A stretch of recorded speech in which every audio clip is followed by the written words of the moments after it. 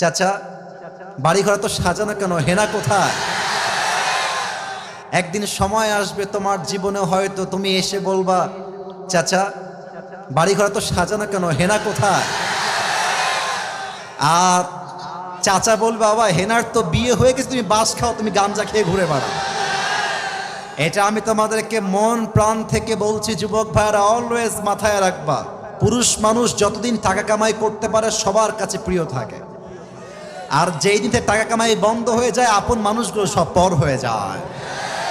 টাকা কামাই করো হালাল ভাবে, অনেক বেশি ব্যবসা করো, চাকরি করো, উদ্যোগ নাও, প্রতিষ্ঠিত হও জীবনে।